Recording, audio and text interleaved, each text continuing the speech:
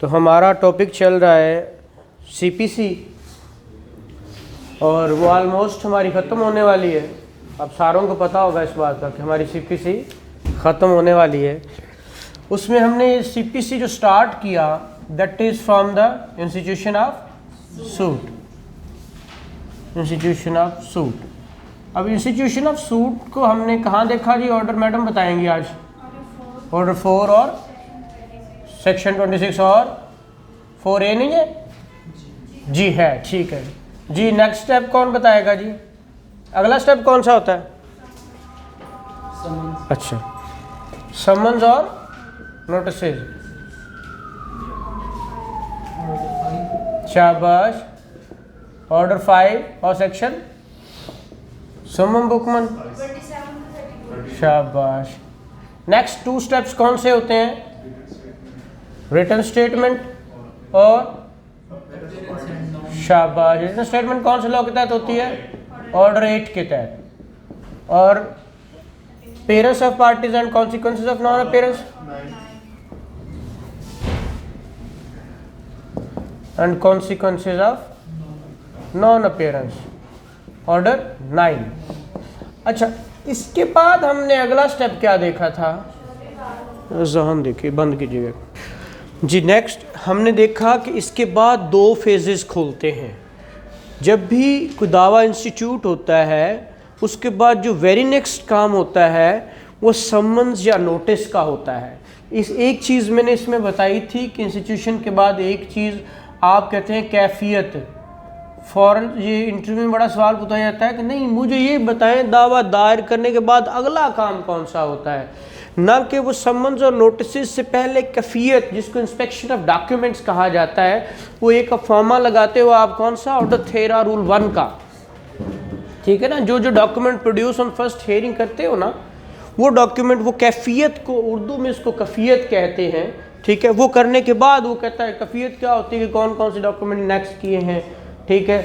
उस प्लेंट के साथ जनाब दावा जदीद है जनाब, इसके साथ ऑर्डर 49 रूल 1 की दरख्वास्त भी है जनाब, ब्ला ब्ला ब्ला जो चीज़ें वो साथ लगी होंगी, वो एक कैफियत ये करनी होती है। उसके बाद समन या नोटिस होंगे। अगला जो 2 फेजेज, या तो ये खुलेगा या ये खुलेगा। अगर पार्टी नहीं आती तो ये होगा ऐसा ही, और आ गई तो फिर ये होगा। ये दोनों में से ये हो तो इसके अंदर भी हमने रेमेडीज देखी हैं। इसके अंदर हमने क्या क्या देखा था? एक तो अदम पैरवी खारिज होना, ठीक है, अदम तलबाना खारिज होना पढ़ा था। डिसमिस फॉर नॉन प्रोसिक्यूशन है या डिसमिस इन डिफॉल्ट की बात करते थे, उसकी हमने कहा था उसकी रेस्टोरेशन भी होती है, ठीक है। ऑर्डर 13 कितने फिरन दे उस्ताद? और नहीं भाई, ऑर्डर 9 रूल 4 है। ऑर्डर 9 में रेस्टोरेशन होती है। और ये 3 ऑर्डर 9 रूल 2 और 3 होते हैं जिसके तहत ये काम होता है, ठीक है। पढ़ भी लिया करो यार, मैं तक समझा कि पढ़िया तुसी सारा, फिर तुसी कहते सीपीसी मुकदी नहीं, ठीक है। अब इसके बाद हमने रिटन स्टेटमेंट जब देखी थी, इसको जवाब दावा कहते हैं, ठीक है। जवाब दावे के अंदर हमने कहा था, जो इंपॉर्टेंट चीज़ें हैं मैं उसको ज़रा आपको वो गो थ्रू करवाना चाह रहा हूँ इसके अंदर। अब इसके अंदर एक बात हमने और पढ़ी थी कि जब आपका अदम तलबाना के बाद हमने देखा कुछ एक्स पार्टी प्रोसीडिंग्स होती हैं, एक्स पार्टी ऑर्डर्स होते हैं, उनको रिस्टोर करवाना हो तो कौन सा लॉ है हमारे पास? ऑर्डर 9 रूल 6 और ऑर्डर 9 रूल 9, ठीक है। ये उसकी रेस्टोरेशन मांगता है, किसकी? ऑर्डर की। जो एक्स पार्टी प्रोसीडिंग्स हो जाती है ना, उसको रिस्टोर करवाना है। और अगर आपने एक्स पार्टी डिक्री हो, एक्स पार्टी डिक्री हो, उसको आपने क्या करवाना हो? सेट असाइड करवाना हो, तो उसके लिए कौन सा लॉ था? वो 9-13 था। ऑर्डर 9 रूल 13 जो आप 13-9 बता रहे थे, उल्टा कर गए थे, कोई गल नहीं, ठीक है। ये वो चीज़ थी। ये इसके अंदर जो इम्पोर्टेंट हमारे प्रैक्टिस के पॉइंट ऑफ व्यू से भी और आपकी एग्जामिनेशन हॉल के जो पॉइंट ऑफ व्यू है, रिटर्न हो वट कोई भी हो, उसके पॉइंट ऑफ व्यू से ये बहुत इंपॉर्टेंट है। नेक्स्ट जो प्रोसीजर, अब ये हो गया तो फिर भी डिग्री हुई भी खारिज, वापस 0 पे, वापस जीरो पे। तो जब जीरो से मुराद है कि आपने वापस आ जाना रिटर्न स्टेटमेंट पे। अब रिटर्न स्टेटमेंट आएगी, नोटिस समन हो गया, तो अब तो जो दावा हुआ था एक्स पार्टी डिग्री आई थी, अब दूसरी पार्टी को अलाउ कर दिया जाता क्या, रिटर्न स्टेटमेंट। जवाब दावा दो, जवाब दावा आता है या नहीं आता, वो आपने इसके अंदर ऑर्डर 8 रूल क्या पढ़ा था, 3 4 पढ़ा था, ऑर्डर 8 रूल 6 पढ़ा था, ऑर्डर 8 रूल 10 पढ़ा था, ऑर्डर 8 रूल 11 पढ़ा था, ऑर्डर 8 रूल 13 पढ़ा था। ये आप लोगों को पता होगा कि क्या पढ़ा था। ये ऑर्डर 8 रूल 3 4 क्या था जी? जी एनीवन?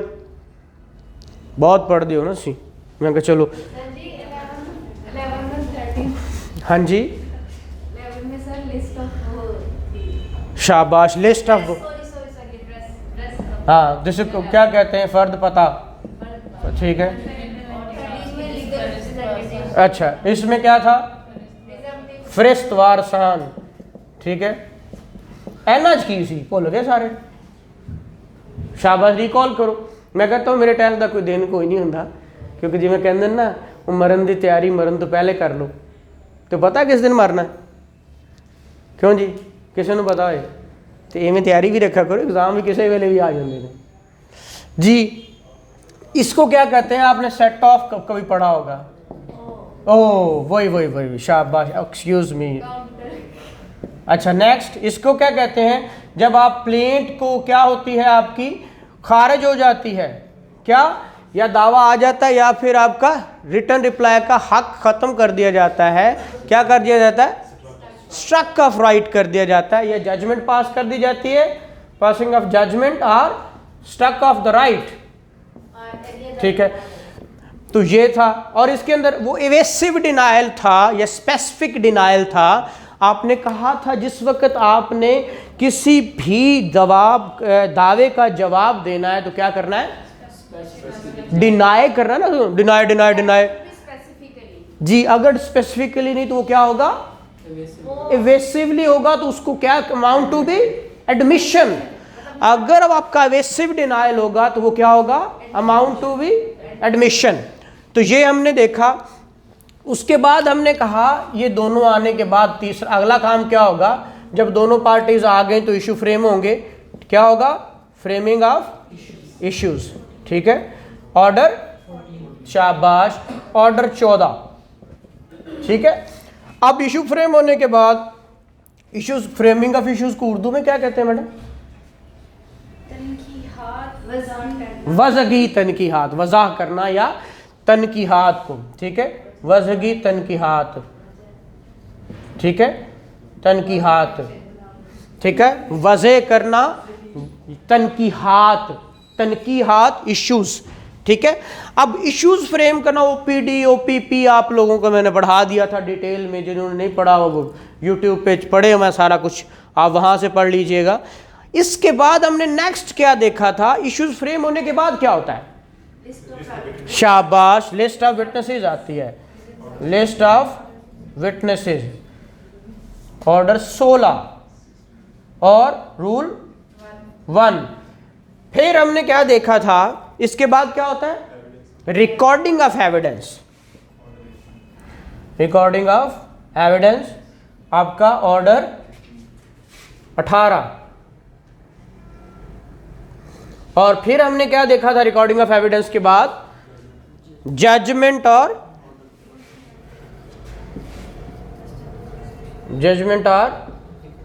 डिक्री।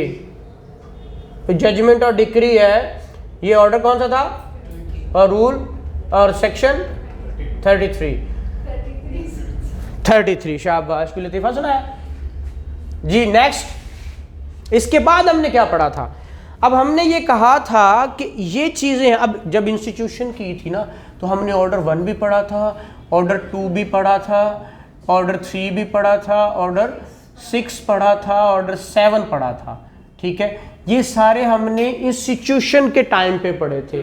साथ में हमने क्या क्या और क्या क्या पढ़ा था इसके साथ, वो तो सब 7 पढ़ जो लिया, इधर अलावा कोई और कानून भी पढ़े ऐसे, सिविल कोर्ट ऑर्डिनेंस पढ़ा था, सिविल कोर्ट ऑर्डिनेंस, ठीक है। और क्या पढ़ा था इसके साथ, कोर्ट फी एक्ट, ठीक है। कोर्ट फी एक्ट भी पढ़ा था, ठीक है। ये सारी चीज़ें हमने इसके साथ पढ़ी थी। जो चीज़ें अब डेफिनेटली आपने कोई प्लेंट तैयार करनी है, दावा दायर करना है, तो आपको पता होना चाहिए कोर्ट फी लगता है, कितना लगना है, कैसे लगना है, ये सारी बातें हमने पढ़ी हुई हैं यहाँ पे, ठीक है। वो हमने इस लॉ के तहत, फिर हमने कहा था तलबाना, यहाँ पे हमने फ़र्द पता के साथ हमने जब ये लिखा था फ़र्द तलबाना भी 7/19 लगाया था, फ़र्द पता और तलबाना section 20 of court fee act वो लगाया था, ठीक है। तो वो इसलिए हमने इसके साथ वो सारी चीज़ें नथी कर ली थी। अब इसके बाद हमने जजमेंट और डिक्री आ गई, तो हमारा क्या हुआ, ये ट्रायल ख़त्म हुआ। अब हमने उसके बाद एक चीज़ शुरू की थी, वो जो इसके साथ, ये मैं इसको ख़त्म कर दूं कि लिखना है किसी ने, हो गया, ठीक है।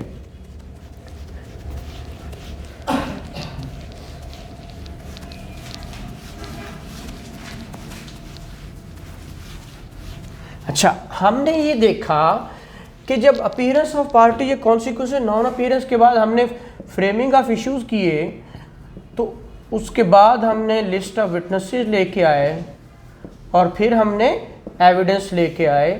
तो एविडेंस के बाद अगेन हमने जो किया वो जजमेंट या डिक्री आ गई।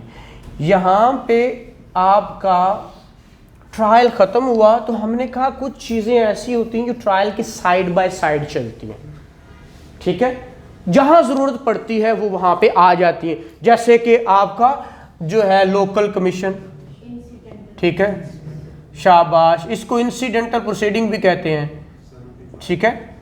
डेंटल प्रोसीडिंग्स कहाँ से कहाँ तक, 75 टू सेक्शन 75 टू 78 और ऑर्डर 26, ठीक है।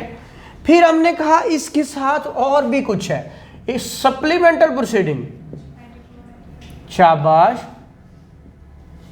वो आपका सेक्शन 94 और 95। फिर हमने कहा इसके साथ एक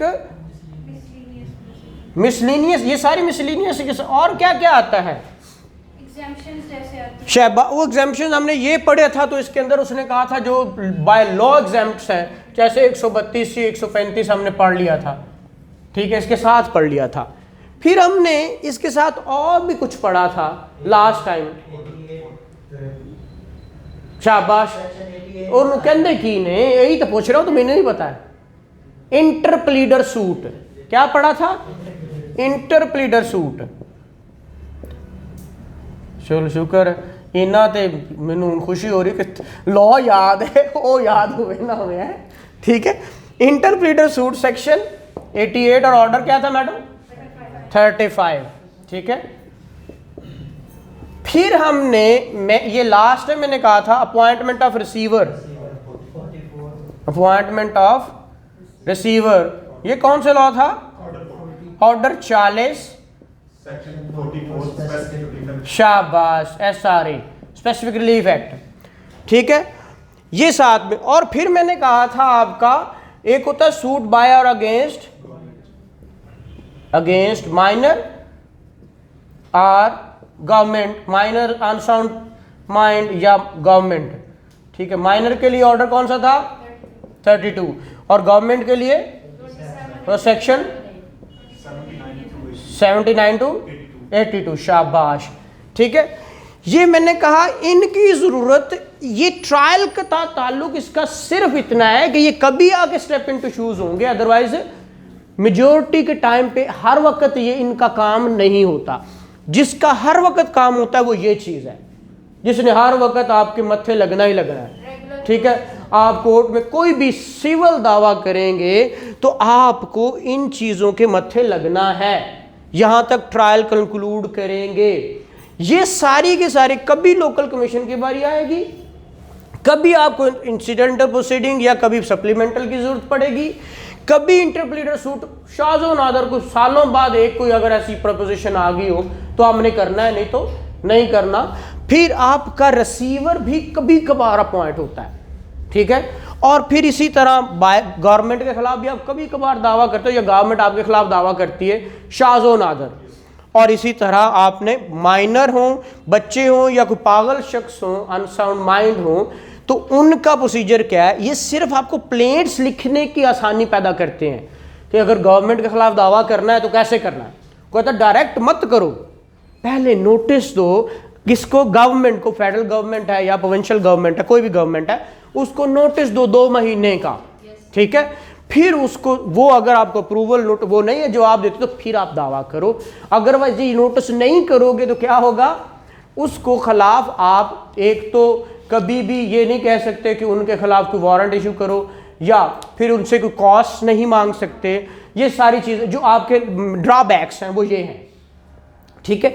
ये आपके गवर्नमेंट और माइनर करेगा या माइनर के खिलाफ होगा। माइनर करेगा तो कैसे करेगा, वो तो बच्चा है, ठीक है, थ्रू नेक्स्ट फ्रेंड करेगा, और अगर उसके खिलाफ होगा तो थ्रू गार्डियन होगा, ठीक है।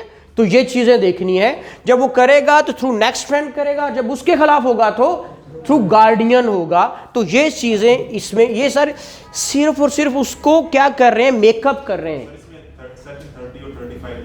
हाँ, वो हमने वो देखा था कि कॉस्ट क्या होती है और कंपनसेटरी कॉस्ट क्या होती है। मैंने कहा ये सारी बाय द वे चीज़ें हैं। आप लोगों ने लास्ट टाइम क्या पढ़ा था, मेरी कोशिश होती है कि मैं सारों को साथ लेकर, एक दो चेहरे यहाँ, ये बच्ची नहीं लग रही है या सर कभी कभार आते हैं, आप तो हमेशा ही नए होते हैं, ठीक है। तो ऐसी सूरतों में चीज़ें जो हमने पढ़ी हुई हैं, ठीक है, वो चीज़ें ये हैं, और इसको हमने इस पे अगर हम लगाना चाहें तो साल भी लगा सकते हैं, और इसको पढ़ना चाहे तो एक दिन में भी पढ़ सकते हैं। सीपीसी हो सीआरपीसी हो, सिर्फ 15-15 मिनट का काम है पढ़ाना।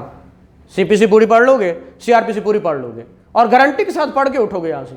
तो आवे ना आवे मेरी हेडेक नहीं, ठीक है, लेकिन मैं पढ़ा देंगा।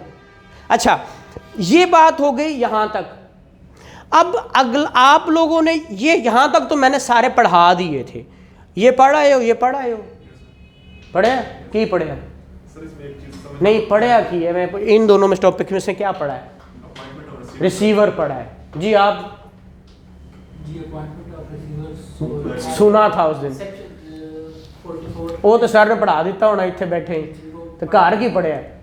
वैसे आजकल तैयारी कर रहे हो ना सिविल जज की, क्या पढ़ रहे हो घर पे?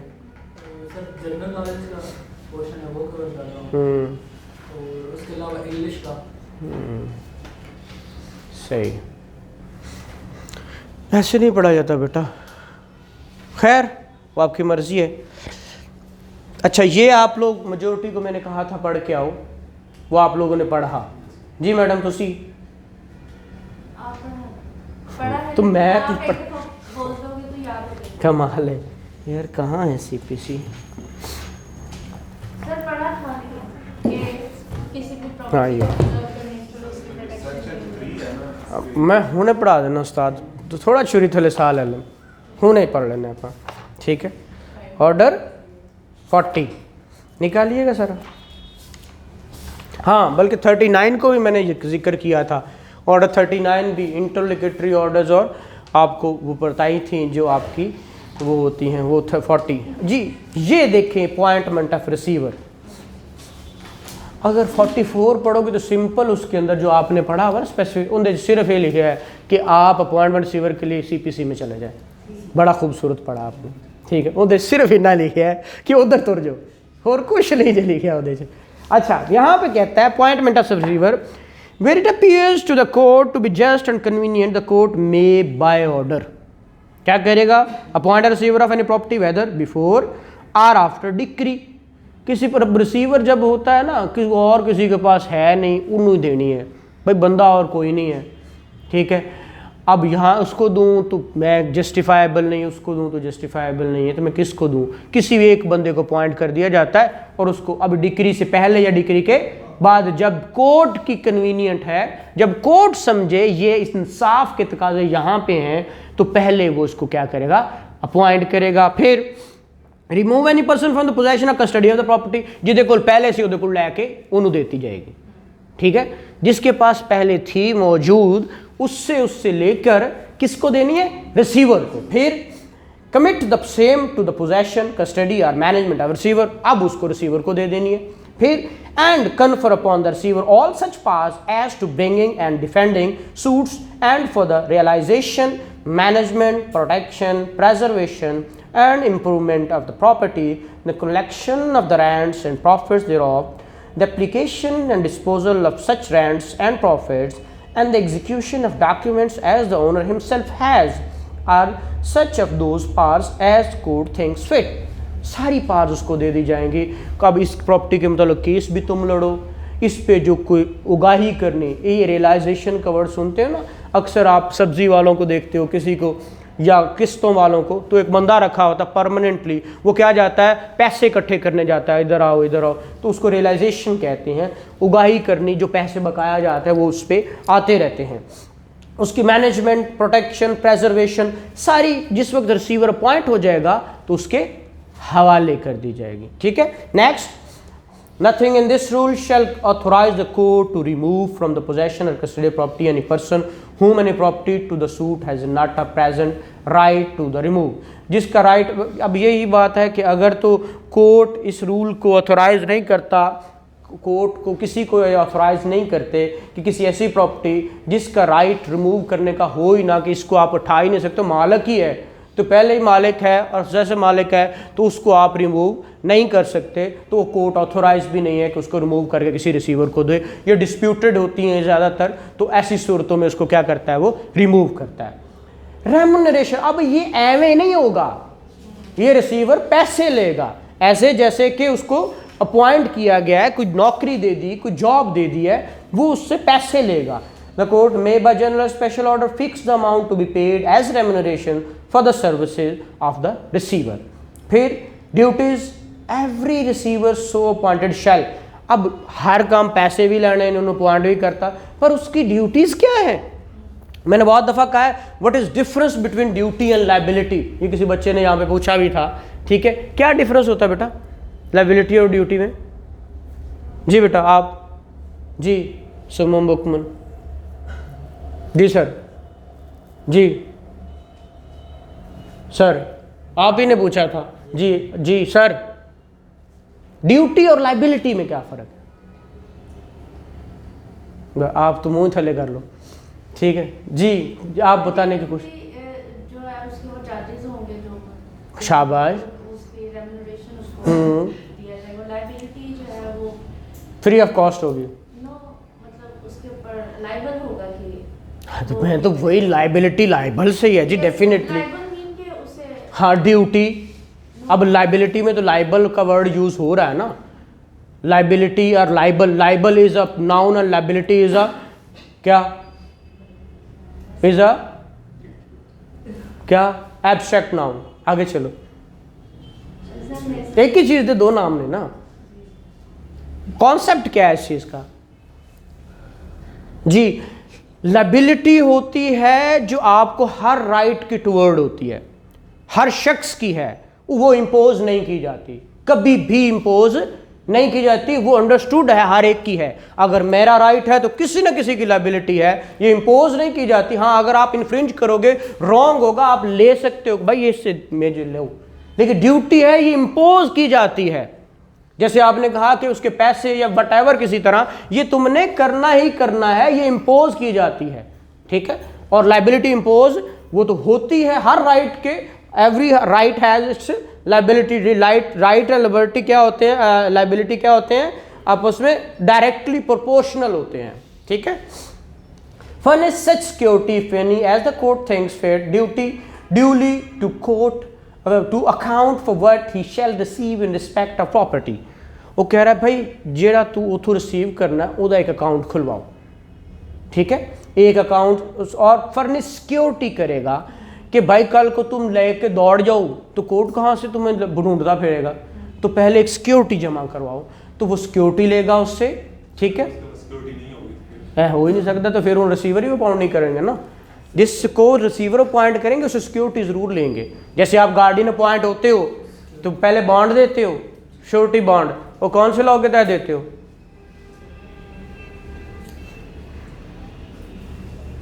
चलो high court rules and orders पढ़ लिए?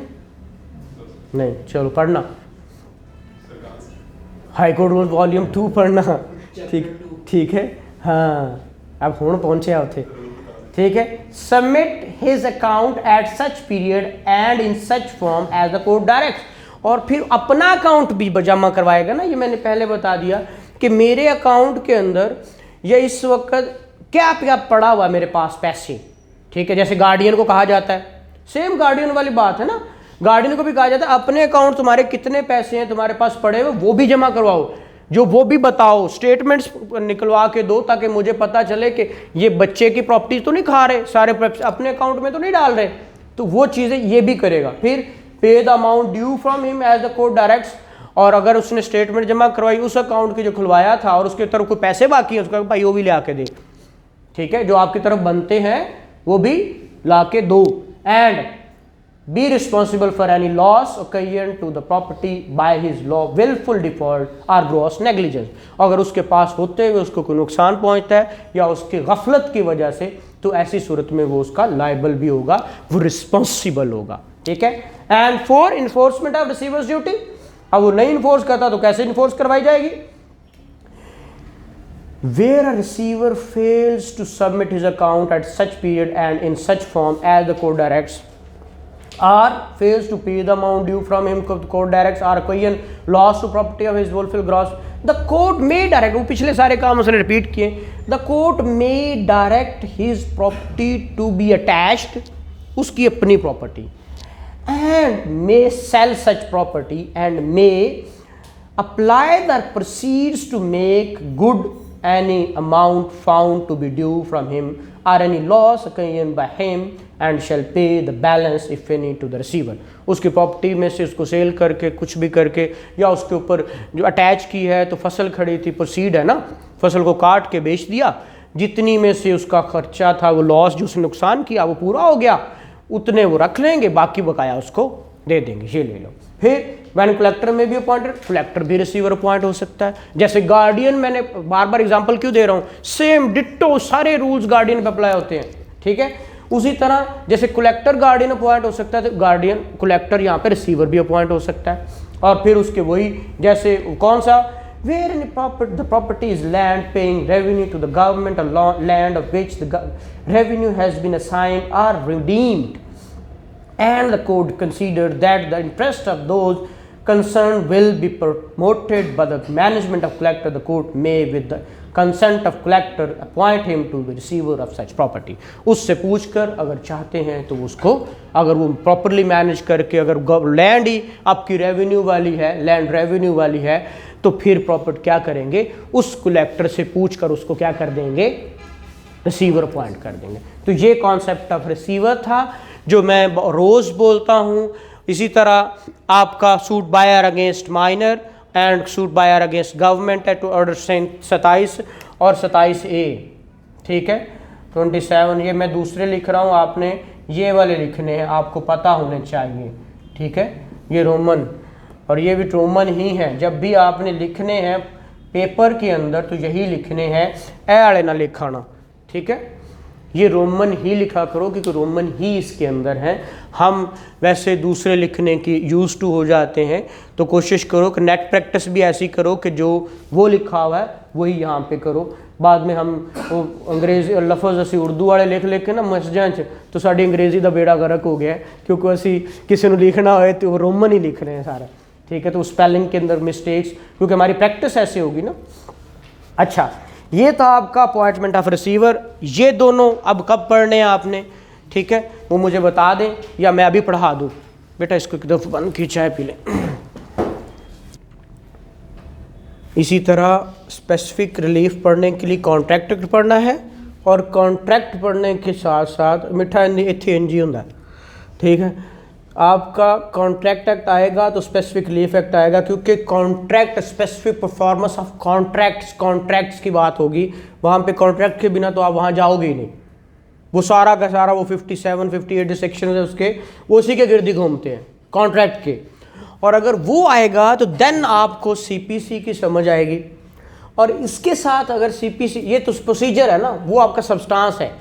उस दावा क्यों दायर करना, हर वक्त यहाँ पे कॉन्ट्रैक्ट की बात करता है, मॉर्टगेज की बात करता है। मॉर्टगेज को समझना है तो आपको TPA ट्रांसफ़र प्रॉपर्टी एक्ट की समझ आनी चाहिए, ठीक है।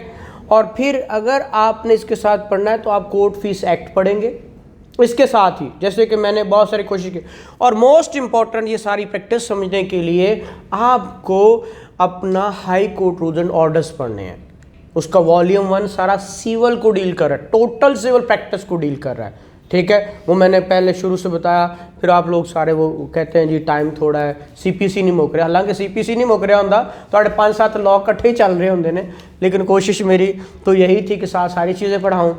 लेकिन क्योंकि आप लोग कहते हैं कि जी एक एक सब्जेक्ट करके पढ़ना है, आपको रिलेट करके नहीं पढ़ना तो कोई मसला नहीं, हम इंशाल्लाह 1-2 दिन में इसको ख़त्म कर देते हैं। ड्राइवर है, ठीक है।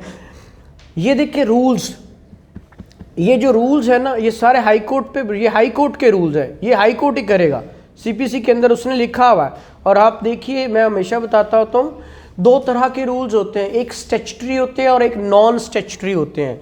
ये सवाल छोटे छोटे होते हैं, ये लिख लिया करो, ये बड़े फ़ायदे के होते हैं, बहुत दफ़ा पूछे जाते हैं कि स्टैट्यूटरी रूल्स कौन से होते हैं और नॉन स्टैट्यूटरी रूल्स कौन से होते हैं, और इसकी इम्प्लीमेंटेशन क्या होती है। जिस लॉ के एंड पे उसको ये पावर दे दी जाए कि वो रूल्स बना सकता है और फिर रूल्स बन जाए, वो रूल्स स्टैट्यूटरी रूल्स होते हैं, और उसकी इम्प्लीमेंटेशन ऐसे ही होती है जैसे लॉ की होती है। पावर टू मेक रूल, हर लॉ के एंड पे एक सेक्शन, एक आर्टिकल दिया होता है और उसके अंदर लिखा होता है क्या, पावर टू मेक रूल्स। जिस लॉ के एंड पे ये पावर दे दी जाती है कि ये रूल बना सकते हैं और फिर रूल्स बन जाएं, तो वो रूल्स स्टैट्यूटरी रूल्स कहलाते हैं। वो ऐसे ही हो गया जैसे लेजिस्लेचर ने पास कर दिए। और जिस लॉ के अंदर ये ना दिया हो और फिर रूल्स बन जाए, ठीक है, वो नॉन स्टैट्यूटरी रूल्स है और उसकी इंप्लीमेंटेशन लॉ की तरह नहीं होगी, उसकी रेमेडीज तो होंगी। और याद रखिएगा स्टैट्यूटरी रूल्स की अगर आप